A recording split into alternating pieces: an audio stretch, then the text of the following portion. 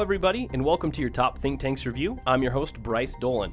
Today we're going to visit 4 of the top 50 United States think tanks.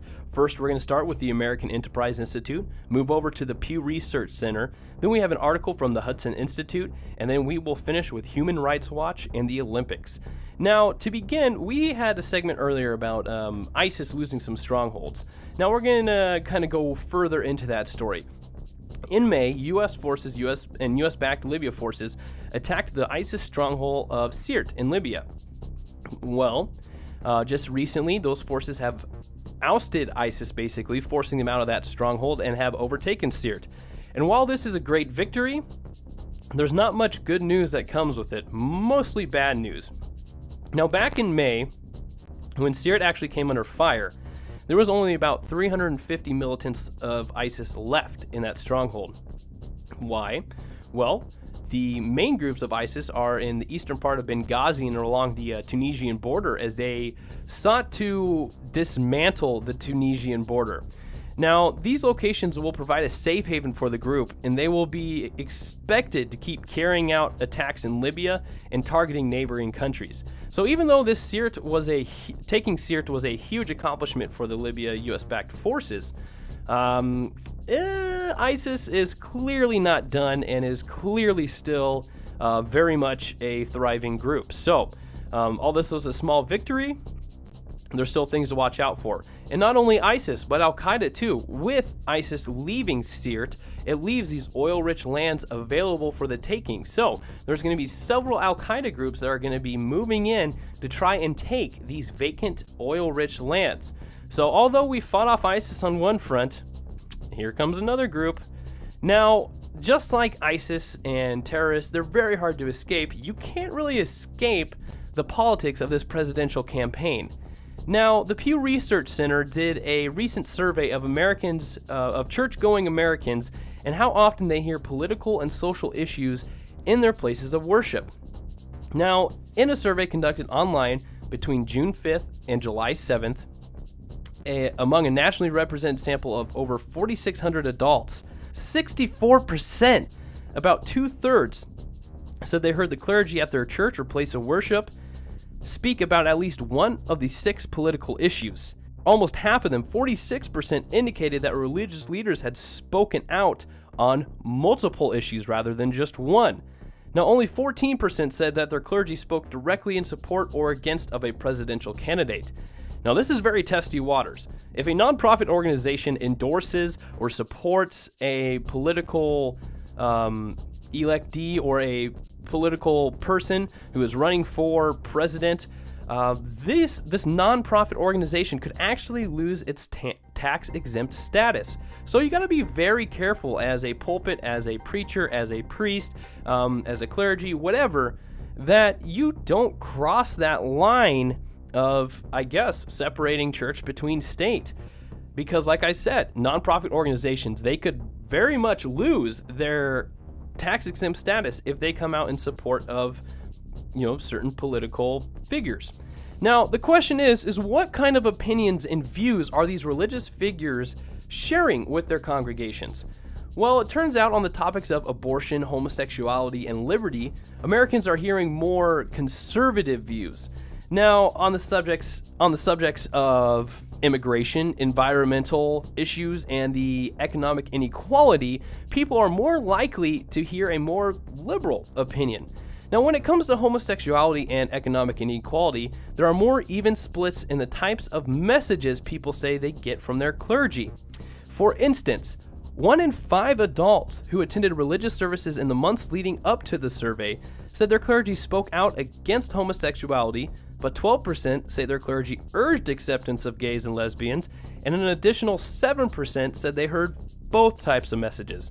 Now, among U.S. adults who have attended religious services at least once or twice in the last couple months, about a third, 32%, say the clergy at their place of worship encouraged people to take place and vote in a primary or take part in a caucus.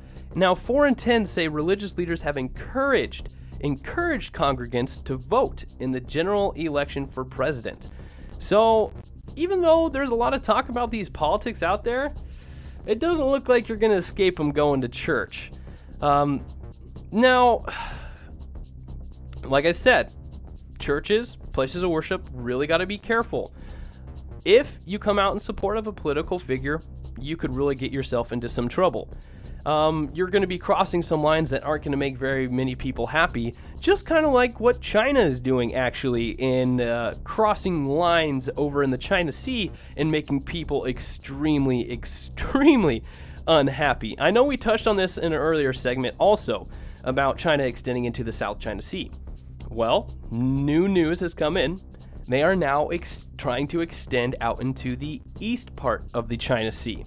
Now, according to the Hudson Institute, it has been ruled that China has no legal basis in claiming the South and now East China Sea.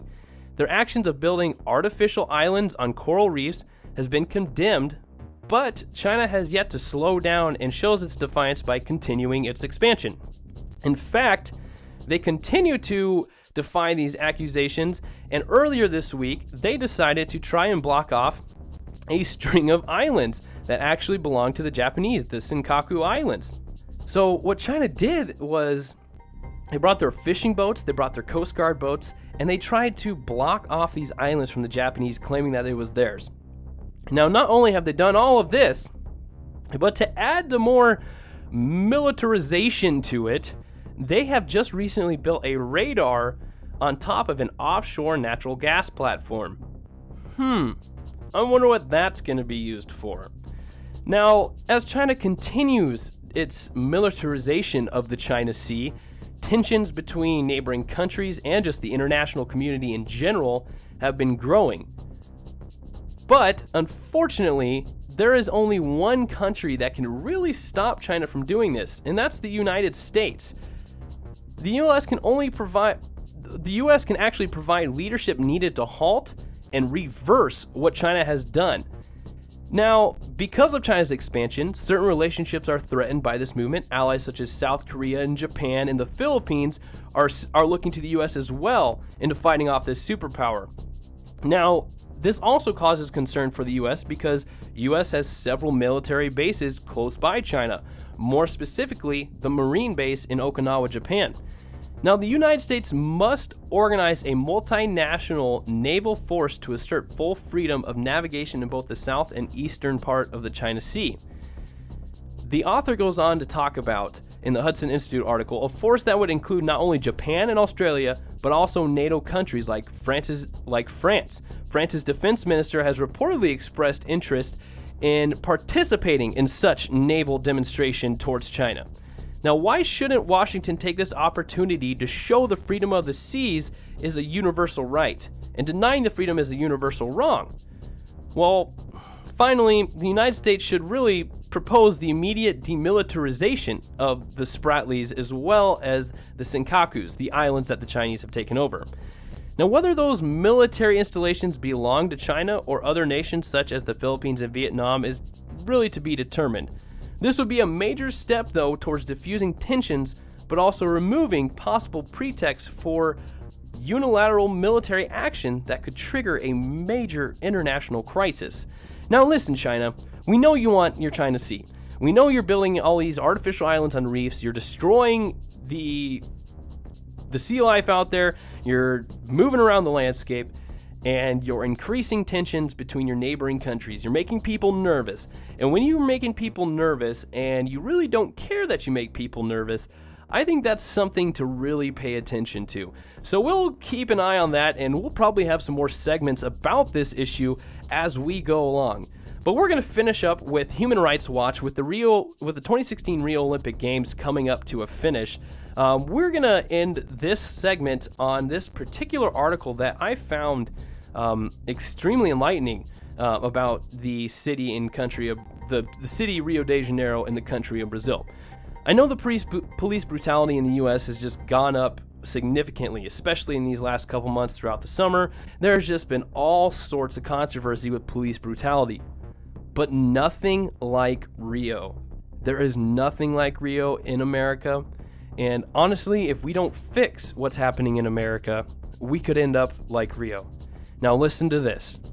What Olympic fans won't see in Rio. We all know that police brutality and the attention drawn to that issue has spiked a lot of controversy. But the author of this Human Rights Watch article writes about the police brutality in Rio de Janeiro and how people are actually scared of the police. Squads of police walk the streets of Rio de Janeiro, and people refer to them as death squads. These police go around Rio trying to corral, basically, or control drug traffickers and drug lords who actually rule these favelas. Favelas are more, to define them, are more of kind of an impoverished, high poverty area. More or less, you can sum it up as a slum. And unfortunately, these slums or these favelas are controlled by drug lords, drug traffickers, and they are extremely violent at that. Well, in order to counteract that, the police have to be just as violent. So they actually use military-like raids to control these drug traffickers, these drug kings, these kingpins.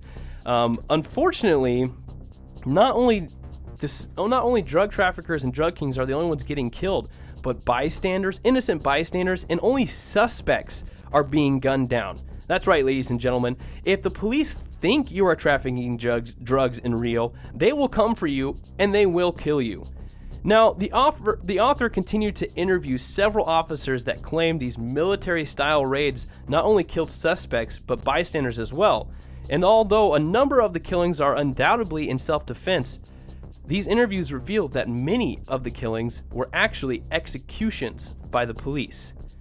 Two police officers, whom I'll call Danilo and Huo, told me that they had taken part in several operations designed to kill, not arrest, suspected gang members.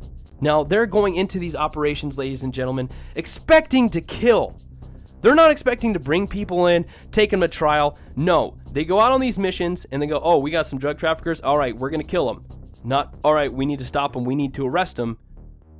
We need to kill them. Now, during one of such incidents, an officer approached an injured man who was laying on the ground and shot him dead, point blank range. Now, America, think about that. You don't see officers doing that in America. Yes, the police brutality is wrong, but you do not see them executing people in the streets. Now, in another incident, Huo's unit ambushed suspects, fired on the gang members without warning, and let an injured man bleed out for 40 minutes until taking him to the hospital, where he eventually died. Now, he admitted such operations he did admit such operations to dismantle drug organizations actually don't really work.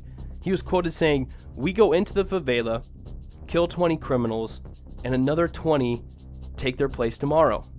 It's like trying to dry ice." Now, the tens of thousands of additional security personnel deployed to protect the Olympic and tourist sites are expected to leave Rio shortly after the closing ceremony and the end of the games. Most residents of favelas will continue to live in fear of both drug traffickers and the police. Rio badly needs its communities and police to build mutual trust and respect. The best way to do that is to prosecute police for the abuse they commit. Now, you see, ladies and gentlemen, the games in Rio have been great. They've been great for Rio. They've been great for Brazil. We've seen a lot of good things from that country, and a lot of good things come from this game, and actually a lot of history made. But the real problem and the real news is behind the scenes. If we don't take care of this police brutality problem in America, we don't want to see it shift towards something that's happening in Rio. Almost 700 people killed by police officers in Rio this last year, and almost 2/3 of them were black. America, we need to solve this problem before it becomes even bigger. And if you want to read this article yourself, which I encourage you to do, the video is very, very informing. Please visit the Human Rights Watch website and watch this video on this article. But that's going to do it today for us, ladies and gentlemen. Thank you for watching your Top Think Tank review. I'm Bryce Dolan. Remember to subscribe to our YouTube channel. All of the articles throughout this video can be found with their links below in the description. And remember, we'll see you next time. Stay tuned.